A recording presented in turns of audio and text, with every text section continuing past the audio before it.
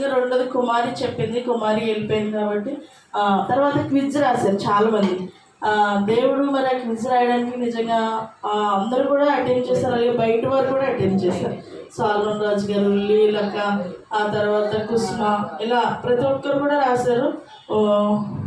అయితే వారందరూ కూడా చిన్న చిన్న మిస్టేక్స్ కానీ అందరూ కూడా బాగానే అటెండ్ చేశారు. ఈసారి నుంచి ఏంటంటే కీర్తన ఆల్రెడీ మీరు చదివిన పాత 2 అధ్యాయాలు ఉంటాయి, దాంతో మీరు కొత్త ఒక అధ్యాయం అంటే రోజుకు ఒక వచనం నేర్చుకోండి. వచనం ఎంత ఉంటుందా చెప్పండి, ఎంత ఉంటుంది? 2 లైన్లు కదా. ఈ వారంలో 120 కీర్తన నేర్చుకుంటున్నాం. ప్రతి ఒక్కరు కూడా 120 కీర్తన నేర్చుకోండి. దానికి తోడుగా 1:23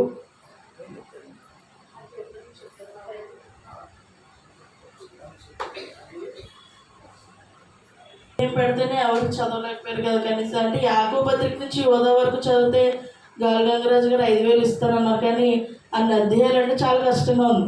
ప్రకటన గ్రంథం కన్నా ఇవి కూడా కష్టంగానే ఉన్న అన్ని అధ్యాయాలు అంటే ఇంకెవరు చదవలేరు. కాబట్టి మొత్తానికి మానేయకుండా ఆల్రెడీ 15-20 కీర్తనలు వచ్చాయి కాబట్టి ఈ సంవత్సరానికి మనం ఒక 50-60 కీర్తనలు నేర్చేసుకుంటే మీరు పిల్లలందరూ కూడా నేర్చుకోండి. ఎందుకోసమంటే మనకి విజయవాడ దగ్గర నేను మొన్న వెళ్ళాను కదా, వాళ్ళు అక్కడికి వెళ్తే ఎన్ని వచనాలు చెప్తే ఎవరు ఎక్కువ వచనాలు చెప్తే వాళ్ళకి గోల్డ్ రింగ్ ఇస్తారన్నారు కదా. కనీసం స్మార్ట్ వాచ్ అన్నీ ఇస్తున్నారండి, మినిమం అంటే ఫాస్ట్ ట్రాక్ వాచ్ అన్నీ ఇస్తున్నారు. అలా అయితే దేవుడు ప్రోత్సహించాలని వాక్యం. కాబట్టి క్విజ్ రాసిన వాళ్ళందరూ కూడా నేను బుక్స్ ఇవ్వాలంటే ఇందులో మరి మీకు వచ్చిన కీర్తనలన్నీ కూడా రాయండి. ఈ వారం 1వ కీర్తన, 23వ కీర్తన, అలాగే 120 కీర్తన కొత్తగా అది మీరు చూడకుండా రాసిన తర్వాత మీకు ఆల్రెడీ వచ్చేస్తే ఇందులో చూడకుండా రాయండి.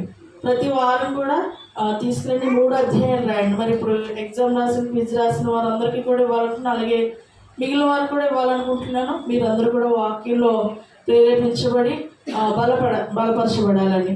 మరి మొదటిగా క్విజ్ రాసిన వాళ్ళు అదస్స కూడా 95 మార్క్స్ వచ్చినాయి. అందరూ కూడా చప్పట్లు కూడా.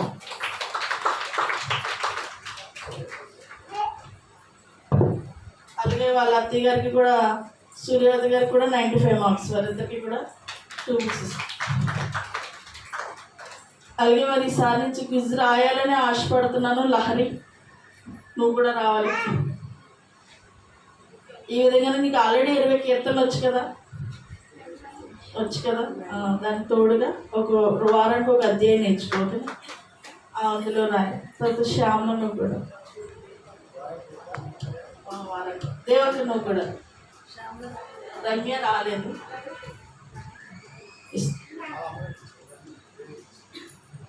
మహాలక్ష్మి గారు కూడా. మీరందరూ కూడా ఒకవేళ రాయకుండా ఆ లింక్ అందులోనే ఉంది, ఆ లింక్ ఓపెన్ చేస్తాం. మళ్ళీ మీరు బైబిల్ చూసేనా ఆప్షన్ పెట్టవచ్చు. మీకు వచ్చిన కీర్తనలు ఇందులో రాయాలి. మీరు ఇంట్లో పట్టుకోవడం కానీ కీర్తనలు ఏంటంటే ఇందులో రాయాలి. ఓకేనా? మెర్సీ అంటే మీరు కూడా రండి, మీరు కూడా రాయండి కీర్తనలు. ఆల్రెడీ మీరు చదువుతున్నారు కదా వాళ్ళు. అవి నువ్వు కూడా వారానికి ఒక అధ్యాయం అంటే అధ్యాయంలో 5 నుంచి 6 వచనాలు, రోజుకు ఒక క్వశ్చన్ నేర్చుకుంటే సరిపోయింది. ఆ విధంగా చూడకుండా రాస్తే బాగుంటుంది. యశ్వంత్